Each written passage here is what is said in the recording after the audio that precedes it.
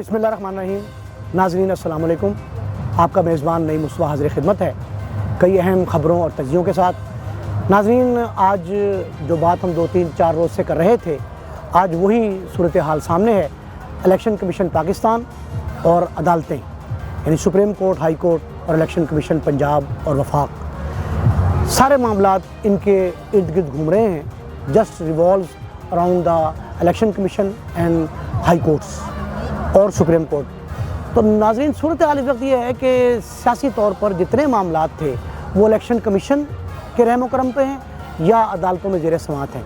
अदालतों में आज जो मामला ज़ेर समाअत रहे उनमें दो अहम तारीख़ें थीं, दो बड़ी अहम पेशियाँ थीं। एक पेशी तो लाहौर हाई कोर्ट में उन गिरफ़्तार शुदगान की थी जिन्होंने जेल भरो तहरीक के दौरान PTI के वो मरकज़ी रहनुमा जो थे, उन रहनुमाओं की रिहाई या ज़मानत के हवाले से जो पटिशनें दायर की गई थी उन पर समाअत थी। दूसरा जो इलेक्शन कमीशन है, इलेक्शन कमीशन ने जो PTI के 37 अरकान कौमी असम्बली थे जिन्हें डी नोटिफाई किया था और उनके अहकामात जो है वो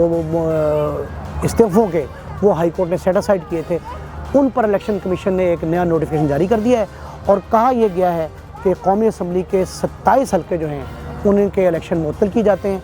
ताहम जो कौमी असम्बली के NA 52, 53 और 54, 52, 53 और 54 जो इस्लामाबाद की हदूद में आते हैं नाजरीन, उन पे ये इलेक्शन बदस्तूर जो है वो होंगे और उनकी जो हल्का बंदी है वो भी वही रहेंगी और जो शेड्यूल जारी किया था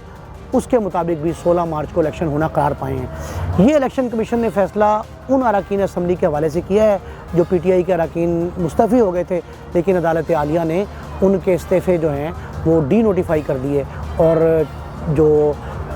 स्पीकर कौमी असम्बली थे राजा परवेज़ अशरफ साहब, उनके अहकामात बरकरार रहे, लेकिन अदालत ने यह कहा कि इनकी जो इस्तीफ़े हैं वो नल एंड वाइड हो चुके हैं। तो उन पे इलेक्शन कमीशन ने ये एक नया मामला जो है सामने आ गया है कि जो वफाक की हदूद ज़ाहिर है लाहौर हाई कोर्ट जो है पंजाब की हदूद में जो है उसकी जुरिडिक्शन वो है, उस जुरिडिक्शन से बाहर जो 3 हल्के थे 52, 53 और 54 कौमी असम्बली के, वहाँ इलेक्शन बदस्तूर होंगे और 16 मार्च को ज़मीनी इंतखाब जो है उसका बाकायदा ऐलान किया गया है। और ये भी कहा गया है कि इस्लामाबाद के मज़कूरा हल्के जो हैं उनमें चूँकि लाहौर हाई कोर्ट की हदूद नहीं है तो उनके लिए हमें अहकामात भी मौसूल नहीं हुए।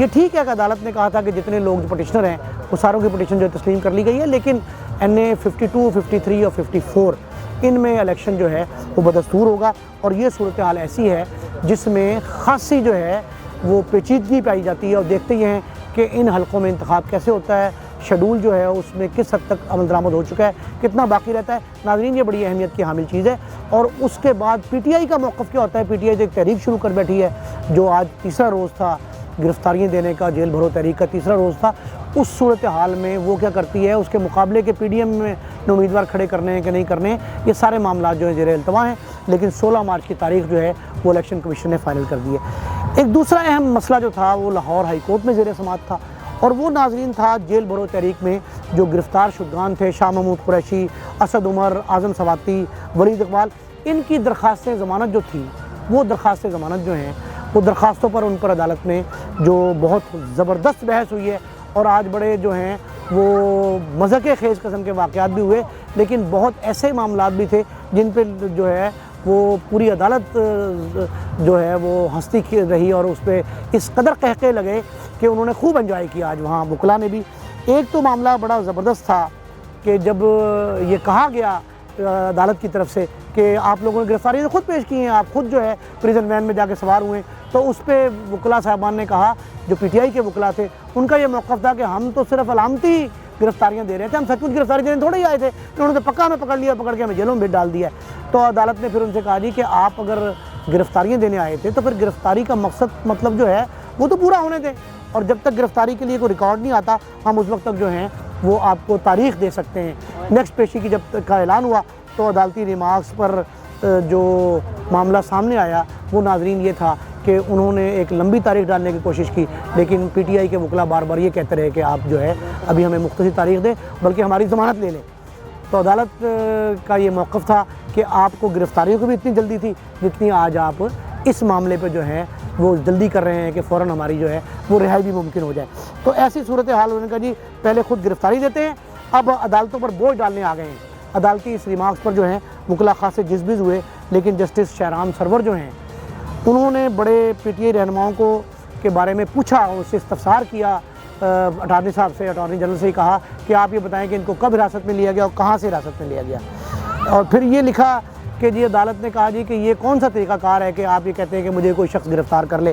یا یہ کہاں لکھا ہے کہ جی مجھے گرفتار کر لیا جائے تو میں رہائی کے لیے اپیل نہیں کروں گا۔ تو اس پہ معاملات جو ہے نا یہ خاصے، اور ان کے زین قریشی